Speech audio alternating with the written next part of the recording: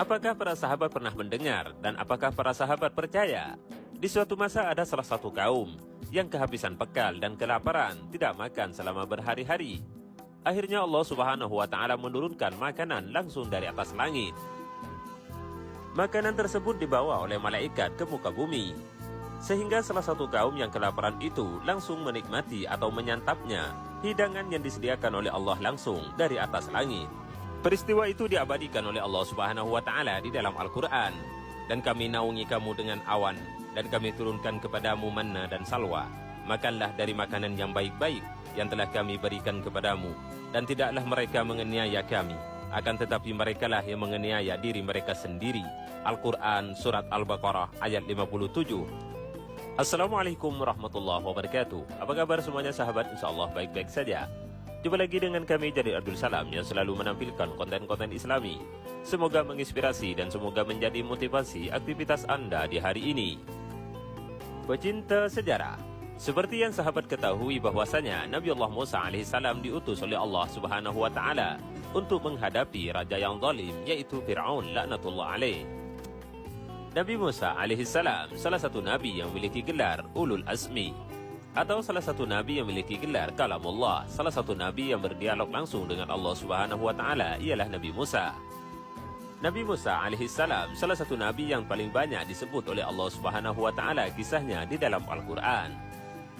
Pecinta sejarah, Nabi Musa alaihissalam lahir di negara Mesir, hidup di tengah lingkungan istana raja, yaitu Raja Fir'aun yang sangat zalim. Dari kecil Nabi Musa alaihissalam sudah diasuh di dalam istana Fir'aun, walaupun akhirnya Nabi Musa alaihissalam menjadi musuh Fir'aun. Nabi Musa alaihissalam setelah diangkat menjadi nabi di Bukit Tursina oleh Allah Subhanahu wa Ta'ala, maka Allah membekali Nabi Musa dengan memberikan tongkat yang bisa berubah menjadi ular untuk menghadapi Raja Fir'aun. Berbagai macam mukjizat yang diberikan oleh Allah kepada Nabi Musa alaihissalam untuk menaklukkan raja yang zalim, yaitu Fir'aun, namun semua itu tidak membawakan hasil.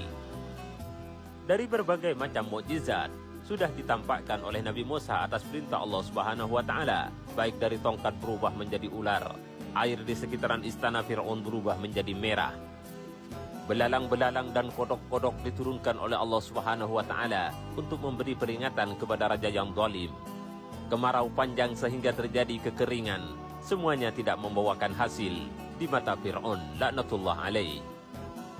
Pecinta sejarah, setelah berbagai macam mukjizat, kebesaran Allah sudah ditampakkan dan ditunjukkan, semua tidak membawakan hasil. Maka Nabi Allah Musa memilih untuk keluar dari negara Mesir menuju ke Palestina. Di saat Nabi Allah Musa alaihissalam keluar dari istana Fir'aun bersama kaumnya, maka Fir'aun dan pasukannya mengejar dari belakang untuk menghabisi Nabi Musa dan kaumnya.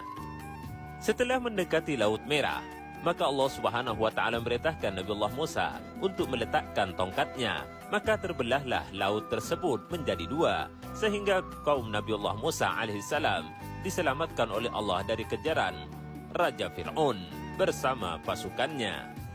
Setelah Nabi Allah Musa alaihissalam berhasil menyeberangi lautan yang terbelah bersama kaumnya, maka pasukan Raja Fir'aun menyusul dari belakang, sehingga akhirnya Allah menenggelamkan Raja Fir'aun bersama pasukannya di Laut Merah.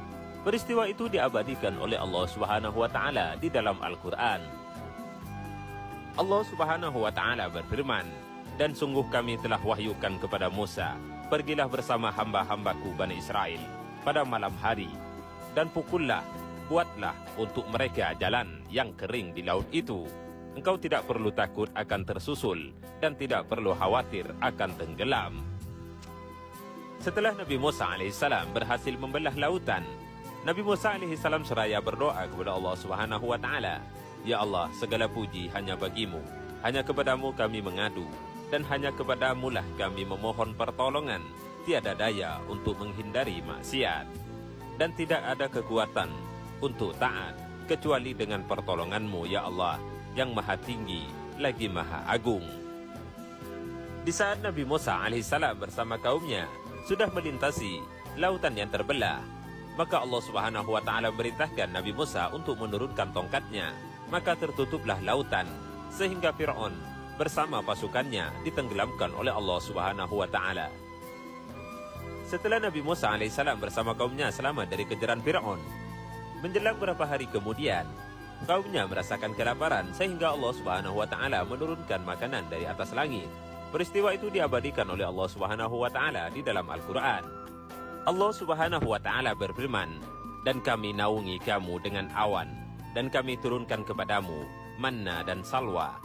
Makanlah dari makanan yang baik-baik yang telah kami berikan kepadamu, dan tidaklah mereka menganiaya kami, akan tetapi merekalah yang menganiaya diri mereka sendiri." Al-Quran, Surat Al-Baqarah, ayat 57. Kaum Nabi Musa salah satu kaum yang dimanjakan oleh Allah Subhanahu wa taala atas permintaan Nabi Musa dari kaumnya. Allah Subhanahu wa taala juga mengabadikan di dalam Al-Quran, "Wahai Bani Israel, ingatlah nikmat-nikmatku yang telah kuberikan kepada kalian, dan aku lebihkan kalian di atas seluruh alam." Al-Quran Surat Al-Baqarah ayat 47. Pecinta sejarah, itulah kisah singkat dari perjalanan kaum Nabi Musa alaihissalam.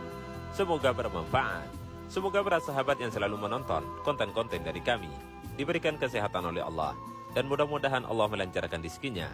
Sehat selalu semuanya. Assalamualaikum warahmatullahi wabarakatuh.